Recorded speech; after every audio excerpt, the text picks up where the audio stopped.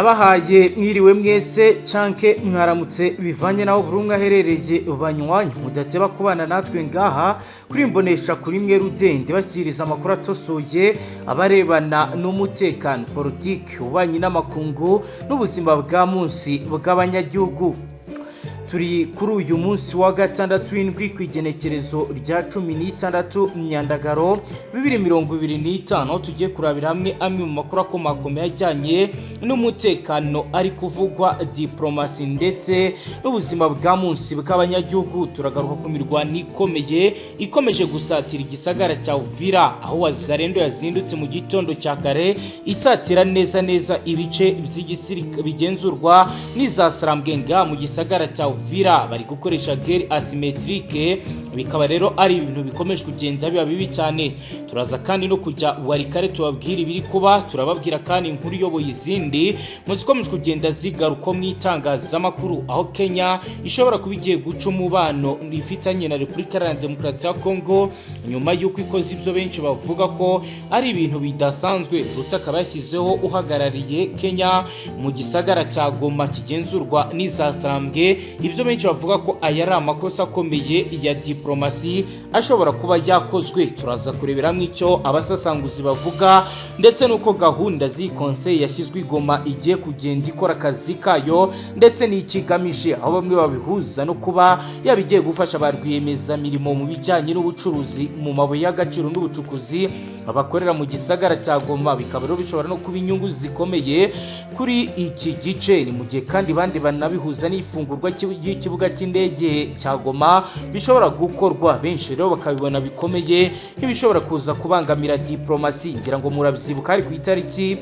ya 15 z'ukwezi kwa 12 2023 ubwo havukaga Alliance Fleuve Congo i Nairobi muri Kenya muri Serena Hotel, aho Corneille Nangaa ndetse na Bertrand Bisimwa n'abandi banyapolitike batavuga rumwe n'ubutegetsi bateraniye. Icyo gihe rero byasabye ko ambasaderi wa Kenya i Kinshasa ajya gutanga ibisobanuro kukuba AFC yemerewe kuvukira i Nairobi muri Kenya. Biro nabyo byatije umurindo ukomeye, ibibazo byagiye bihungabanya diplomasi. Kuri ubu rero hongeye kuvuka ikibazo gikomeye. Ibi turaza kubirebera hamwe, turebe kandi amagera akomeye muri Kenya Airways. Bikaba rero bigaragara ko ibi bikomeje kugenda bifite aho bihuriye n'ihungabana rya diplomasi. Mu yandi makuru ajyanye n'ububanyi n'amakungu turaza kubabwira ko Amerika yamaganye uburyo agahenge katari kubahirizwa muri leta iharanira intwaro rusange ya Kongo. Hagati aho mwarebana n'ubuzima bwa munsi bw'abanyagihugu by'umwihariko mu gisata cya sport, turababwira ko u Rwanda rwatsinzwe na Repubulika Iharanira Demokarasi ya Kongo. Ibiro ndetse n'ibindi nibyo tugiye kugarukaho mu buryo burambuye. Turibuze kandi kunyura muri tubabwire abacuruzi bakomeje kugenda bagaragaza uburyo cy'umutekano wabateje igihombo gikomeye ndetse n'ibyago n'amakuba. Reka kandi turibuze no kubabwira ibijyanye n'umwirwano iri kuba hagati ya Zaire CRP ndetse na FARDC muri teritwari ya Njugu mu ntara ya Ituri. Turaza kandi no kunyarukira bikomeye iwarikare turebe ku mirongo y'imbere y'urugamba uko bihagaze, ariko ni mu nyemere dore ku mirongo y'imbere y'urugamba handi abanyabwoba badakandagira. Tubabwira ibiri kwabera ndetse no ku rugamba ruhagaze kuri uyu wa gatandatu igenekerezo rya 16 Myandagaro 2025. Gusabe inkunga ikomeye uhita ureba munsi ya video kandi subscribe, urabunteye inkunga ikomeye yo kwiyongera mu muryango mugari w'abadema gukurikirana amakuru akomeye tubategurira mu buryo bwa kinyamwuga ngaha yibanda cyane kuri ku mutekano, politike, ububanyi n'amakungu ndetse n'ubuzima bwa munsi bw'abanyagihugu. Reka duhere Bukavu tukomeza warikare. Uyu munsi ibikorwa bya gisirikare hagati ya Wazalendo na FARDC byakomeje, aho izasarambwe zikomeje kugenda zisatirwa neza mu gisagara cya Uvira nk'uko bigaragara. Uburyo rero bikomeje kugenda bikorwa ari gukoreshwa strategy idasanzwe ya guerre asymétrique, intambara idahuje ingufu ku mpande zombi, ibyateye urujijo ibirindiro byasarambwe mu bice bitandukanye. Amakuru amaze kudushyikaho agaragaza ko mu gitondo cya kare kuri uyu wa gatandatu igenekerezo rya 16 Myandagaro 2025 amakuru yizewe yaturutse mu majyepfo ya Kivu agaragaza ko abarwanyi ba Wazalendo ku nkunga ikomeye batewe na FARDC bakoze déplacement tactique strategique kwimuka kwa gisirikare mu buryo bwa tekinike berekeza neza mu gisagara cya Bukavu, aho rero benshi bavuga ndetse banibaza uko bahageze bikabayobera nyuma y'uko bashimangiye position strategique mu buryo bw'ibanga, bikaba rero byatunguye izasarambwe. Nk'uko bigaragara déplacement tactique ni kugenzura uko ingabo zinyuzwa ahantu runaka hagamijwe kugera ku murongo w'intambara cyangwa kwisha umwanzi. Nk'uko rero bigaragara biravuga ko position strategique aha rero ni ahantu hashyizwe ingabo hagamijwe gufata icyerekezo cy'ingenzi mu ntambara. Bikaba rero bigaragara ko isaha iyo ari yose ibintu bishobora kuza gukomera. Uru ni urugendo rudasanzwe kandi rwatunguye izasarambwe kubona Wazalendo ibegera neza muri uwo mwanya. Makuru ava Iwalikari aremeza ko izasarambwe nazo zashyize imbere uburyo bwo gukoresha renforce ingabo n'ibikoresho byongerwa ku rugamba rero bakomeje kugenda bagaragara mu bice bitandukanye. M23 biravuga ko irakoresheje uburyo bwiswe logistique opérationnelle, bikaba rero bijyana nuko bashoboye kohereza ibikoresho n'amasasu n'imbunda nini mu bice bitandukanye ndetse n'ibikoresho bikomeye byifashishwa ku rugamba. Biravugwa kandi biremezwa ko mu bice bya Mpeti, Bukumburwa ndetse na Somambu umutekano wamaze guhungabana ahakozwe logistique opérationnelle. Nk'uko rero bigaragara amakuru ahari kandi yemewe aravuga ko impande zombi zikomeje kugenzura ndetse no gushimangira uburyo bwo gucunga imirongo ya gisirikare. Ku ruhande rwa FARDC na Wazalendo bari gukoresha uburyo bwa patrouille de reconnaissance, patrouille yo ijyanye no kuneka ndetse no kumenya umwanzi uko ahagaze. Ku ruhande rw'izasarambwe bakoze contre attaque préparée, igitero cyateguwe cyo kwisubiza ibice bagiye bamburwa mu bitandukanye mu rwego rwo kurinda ibice bafite ku ntera ndende. Hari kandi patrouille de reconnaissance, hari itsinda rito ry'ingabo rishinzwe kugenzura ikibuga cy'intambara no kumenya aho umwanzi ari ndetse n'imiterere ye. Hari kandi contre attaque préparée, ni uburyo bwo kwitegura kurwanya igitero cy'umwanzi hakoreshejwe uburyo bwo gutungura, kwiyubaka cyangwa se gukoresha ibikoresho by'umwanzi. Hakaba rero hagiye hagaragara bikomeye bimwe mu byagiye bikorwa kandi bigenda bigaragara. Ku rundi ruhande rwa FARDC na Wazalendo bakoze formation en ligne, urugendo rw'ingabo zicunze umurongo umwe kugira ngo bategure uburyo bwo gutera umurongo umwe wihariye. Bagize kandi unité de frappe, igice cy'ingabo zishinzwe kugaba igitero gikaze mu buryo bwihuse. Nk'uko bigaragara babifashijwemo na infantry zasarambwe zinjije abarwanyi mu buryo bw'ibanga muri ibice bya Walikare ku bwinshi mu masaha y'urukerera rwo kuri uyu wa gatandatu. Bari gukoresha kandi guerre de mouvement, intambara ishingiye ku kwihuta n'imyitwarire yo guhindura umwanya w'urugamba. Hari kandi formation en ligne, uburyo bwo gutondeka ingabo mu murongo umwe bigatuma ubushobozi bwazo bugenda bwiyongera. Hari kandi unité de frappe, igice cyari cy'ingabo kigenewe kugaba igitero gikomeye ahantu hatoranyijwe. Nk'uko rero bigaragara abaturage bo muri bice cyane mu nkengero za Walikare ndetse na Bukavu baravuga ko ibikorwa bya gisirikare bibashyira mu kaga gakomeye. Bamwe bakavuga ko bumvishe tiré d'artillerie, amasasu y'imbunda nini akubita hafi y'ingo zabo. Abandi bakavuga ko imihanda ya zone de combat ahantu hahindutse urubuga rw'imirwano bibateye ubwoba. Kuko rero bigaragara benshi barasaba ko imirwano yarangira. Umwe mu basirikare bakuru wa FARDC yavuze ko intego ari ugusunika izasarambwe zigasohoka mu bice zafashe. Mu butumwa yoreze ku rubuga rwa WhatsApp asobanura abaturage ababwira ibiri kubi byari byo, yagize ati turimo gukora offensive généralisée, igitero kinini cyagutse ku mirongo yose y'umwanzi kugira ngo dutsinde burundu abahungabanya umutekano. Kugeza ubu biravuga ko offensive généralisée ni intambara ikomatanyije aho ingabo ziterera rimwe ku mirongo myinshi y'umwanzi hagamijwe gushyiraho iherezo. Ku rundi ruhande umuvugizi w'izasarambwe kuri ubu ntacyo aratangaza kuri biri kugenda biba bijyanye no kongera ingabo mu bice bitandukanye nk'uko FARDC bishinja izasarambwe. Nk'uko rero bigaragara urugamba muri Bukavu na Walikare rurimo gufata indi sura ikomeye aho impande ziri gushyira imbere tactique militaire, uburyo bwa gisirikare bugezweho. FARDC na Wazalendo barimo gushimangira defense stratégique mu gihe izasarambwe nazo zikomeje gushyira imbere attaque surprise no kugenzura axe routier stratégique, imihanda y'ingenzi iberaho intambara. Nta gihamya gifatika kivuga uko urugamba ruhagaze kugeza ubu, ariko biravugwa ko bikomeje kugenda bigaragara ko isaha yari yose ibintu bishobora guhita bisubirira udubi bwayo nguko nibiri kwa mu gihe kandi bitangazwa ko hari indi mirwano ikomeye iri kuba aho ku mugoroba ku wa gatanu ku igenekerezo rya 15 Myandagaro 2025 ku umwuka utari usanzwe wacengeye mu ahitwa Chomiya no mu bice byegereye angaha amasaha y'ijoro yaragenewe gusinzira no kuruhuka ariko abaturage basanzwe bamenyereye angaha bumbishije amajwi adasanzwe yibiturika mu kanya gato gusa inkuru icicikana ku mbuga nkoranyambaga iravuga ko abarwanyi ba Zaire CRP barimo bagaba igitero gikomeye mu gace kayitwa Sabe ku nkengero zayitwa Chomiya.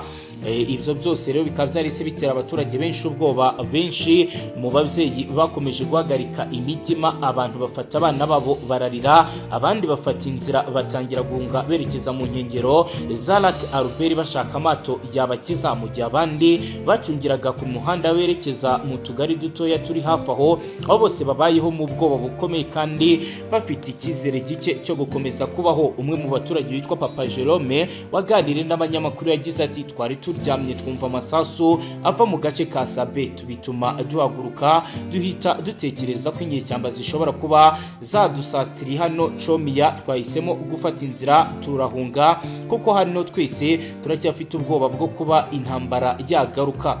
Nyuma y'amasaha make umuvugizi w'ingabo za leta muri Ituri Lieutenant Jules Ngango yemeje amakuru yaramaze gukwirakwizwa, yatangaje ko abarwanyi ba Zaire CRP bari bagabye igitero cyo kwinjira mu gace ka Chomiya banyuze mu gace ka Sabe, ariko ngo ingabo za FARDC zabashije kubakumira ndetse zibasubiza inyuma ku ntera ndende.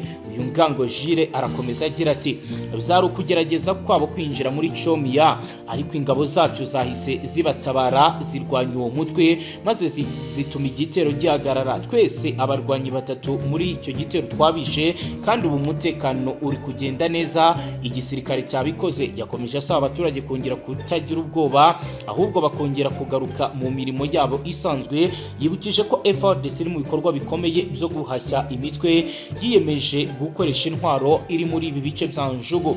Imirwano n'imbogamizi ikomeye mu gace ka Njugu rumaze imyaka myinshi aho imitwe myinshi yitwaje intwaro irwanya ubutegetsi muri ibi bice ikomeje gukora ibikorwa ibindiro muri ibi bice ndetse n'ubucuruzi bw'amabuye n'ubucukuzi bw'amabuye y'agaciro biri mu bintu byagiye bidindira. Umwe muri iyi mitwe ikomeje guhungabanya umutekano ni Zaire CRP cyangwa se Coopérative pour la Développement du Congo, umuryango wafashe isura ya politiki ariko ukomeza ugendera ku migenzo ya gisirikare. Uyu mutwe umaze igihe kinini ugaragara mu bikorwa bihungabanya abaturage, usahura ndetse ukagaya ibitero ku birindiro by'ingabo za leta, ibintu bibangamira bikomeye abatuye muri ibi bice.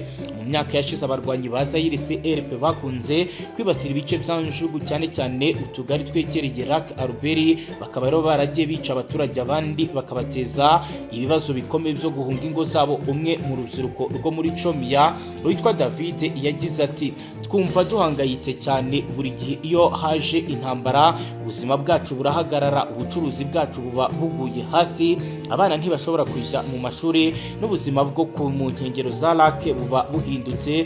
Twe twifuza ko leta yadukiza izi nyeshyamba. Ni mu gihe Madame Alphonsine umubyeyi ufite abana batatu we yagize ati iyo ubonye abana baryamye hasi barira kubera amasasu umutima ukuvamo, ntabwo twifuza gukomeza kubaho mu bwoba. Nubwo FARDC ivuga ko ibintu biri mu mutekano, twe ntabwo tuyizeye cyane kuko bimaze kuba inshuro nyinshi bavuga ko umutekano wabonetse ariko ejo bikagaragara ko n'ubundi guhungabana k'umutekano bigaragara. Iki gitero cyateye impinduka zifatika mu mibereho y'abaturage bitwa Chomiya. Ubucuruzi muri Chomiya bukaba rero bwaragiye buhagarara ndetse n'uburezi bamwe mu babikurikirana bakavuga ko byagiye byangirika ku giti gira intangere nk'uko babigaragaza. Abaturage benshi bemeza ko gukemura ikibazo cya Njugu bisaba ingamba zikomeye kurusha izisanzwe. Hari abavuga ko hakenewe ibiganiro bya politike n'iyo mitwe, abandi bakavuga ko inzira imwe rukumbi ari ugukomeza imirwano kugeza imitwe yose itsinzwe. Umwe mu bakuru b'imiryango y'abaturage bo mu gace ka Chomiya yagize ati nta na rimwe tuzabona amahoro igihe imitwe nka Zaire CRP, Codeco n'indi gikomeza kugenda yitwaza imbunda. Leta igomba igomba gufata ingamba zikomeye kurusha izisanzwe, niba ari ugukoresha imbaraga za gisirikare n'ibikorwe, niba ari ibiganiro nabyo n'ibikorwe, ariko igihugu ntigishobora gukomeza gutwarwa n'abantu biyemeje guhonyora uburenganzira bwa muntu. Abasasanguzi mu by'umutekano bavuga ko iki kibazo cya Njugu gishingiye ku mpamvu nyinshi: amakimbirane y'imitwe ishingiye ku moko cyane cyane hagati y'Abalendu n'Abahima, amahanga akomeza kugura amabuye y'agaciro ava muri ibi bice, ndetse n'intege nke za leta mu gushyiraho inzego z'umutekano zifite ubushobozi nk'uko rero bigaragara. Biravugwa kandi biremezwa ko igitero cyo kugenekerezo rya 15 cyongeye kugaragaza ko umutekano muri Njugu ukiri mu kaga. Nubwo FARDC yavuze ko yatsinze igitero, abaturage baracyafite ubwoba bukomeye nk'uko bigaragara. Chomia nk'umujyi ukeneye amahoro, ubucuruzi bukomeye ubu ukaba rero urimo ubwoba bukomeye nk'uko abatuye mwabiriya bice bariko baragenda babitangaza. Dukomeje n'andi makuru akomeye akomeje kugenda agaragara mu ntara y'Ituri. Ubucuruzi bw'abatwara ibicuruza, abashoferi b'amakamyo baravuga ko bashimye cyane ingamba zafashwe n'ingabo za leta iharanira intwaro rusange ya Kongo, aho kuva ku wa kane ku igenekerezo rya 14 imodoka z'ubucuruzi zongeye gusubira mu mihanda ya Route Nationale 27 ari hamaze igihe kinini hadakorerwa kubera ibitero by'inyeshyamba. Nubwo rero ari intambwe ishimishije, abacuruzi bakomeje gusaba ubutegetsi gushyiraho ingamba zihamye z'umutekano, kuko kugenda rimwe na rimwe cyangwa kabiri biba ikibazo gikomeye. Hari kuwa kane ku igenekerezo rya 14 FARDC yacunze urugendo rw'amakamyo arenga 100 yari atwaye mazutu n'ibindi bicuruzwa bitandukanye biva mu karere ka Muhitwa Muhigi yerekeza i Bunia mu murwa mukuru wa Ituri.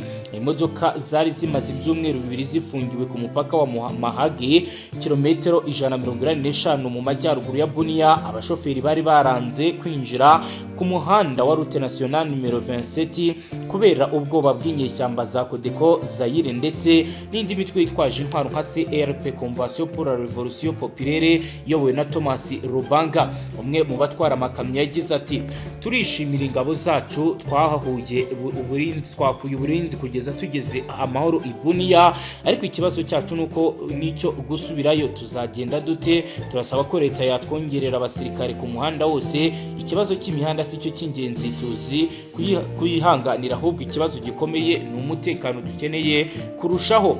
Umuhanda Route Nationale 27 ufatwa nk'umuyoboro w'ingenzi ufasha mu bucuruzi hagati ya Uganda na Muhage, Njugu ndetse na Bunia. Ni inzira ifasha abaturage kubona amavuta, ibiribwa, imiti n'ibindi bicuruzwa biturutse hanze, ariko kuva mu myaka myinshi ishize uyu muhanda wabaye agahuru kibasiwe n'inyeshyamba, kuko hagiye haba ibikorwa by'ubugizi bwa nabi ku giti gira intangere.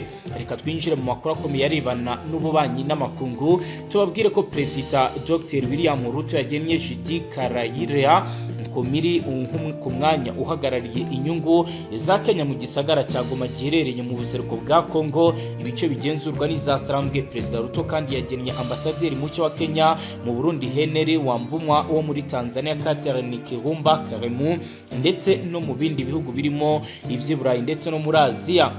Umiri wagenwe kuri uyu mwanya mu koherezwa Goma, akaba rero azagenzura ibice bigenzurwa na AFC. Biravuga ko ku igenekerezo rya 27 z'ukwezi kwa mbere 2025 ubwo yatsindaga ingabo za leta, uyu mutwe rero aribwo watangiye kugira ubugenzuzi. Kenya isanzwe inafitanye ambasaderi wayo ukorera i Kinshasa, Engineer Peter Tumo, washyizweho mu kwezi kwa kane 2025, ndetse bikaba bivugwa ko ibi bishobora kuba bizajya mu buryo kubera rero ibihugu byombi bifitanye ubufatanye mu bya diplomasi. Biragaragara ko mbere yuko Komiri atangira inshingano ya Goma bizabanza kwemezwa na guverinoma ya Kongo. Bica amarenga yuko igihe leta ya Kongo yaba itagenzura uyu mujyi, Komiri ashobora kuba aretse gutangira inshingano, bigasaba ko abanza gusinywa amasezerano y'amahoro hagati ya leta ndetse na AFC kugira ngo bibashe kutabangamira ibijyanye na diplomasi. Mu yandi makuru kandi akomeye akomeje kugenda avugwa nuko Leta Zunze Ubumwe za Amerika zamaganye uburyo agahenge ko kutubahirizwa katari kubahirizwa hagati y'impande zihanganye mu ntambara yo mu burasirazuba bwa Repubulika Iharanira Demokarasi ya Kongo. umujyanama wa perezida Donald Trump mu bufatanye na Afrika Mossad Borusi ku igenekerezo rya 15 Myandagaro 2025 yagize ati Amerika yamaganye ubugizi bwa nabi bwavuzwe mu burasirazuba bwa Kongo uyu munsi inahamagarira impande zose kubahiriza agahenge. Borusi yagaragaje ko hakenewe ubufatanye ndetse n'ubuyobozi bufite imbaraga kugira ngo bitume amasezerano n'amahoro yubahirizwa. Yibutsa ko abugizi bwa nabi budindiza gahunda z'amahoro n'iterambere. Tariki ya 19 z'ukwezi kwa Mukakaro 2025 nibwo leta ndetse n'ihuriro rya EFC bashyize umukono ku mahame aganisha ku masezerano y'amahoro bafashijwemo na leta ya Qatar. Aya mahame arimo ingingo iri isaba impande zombi guhagarika imirwano burundu ndetse n'ubushotoranyi.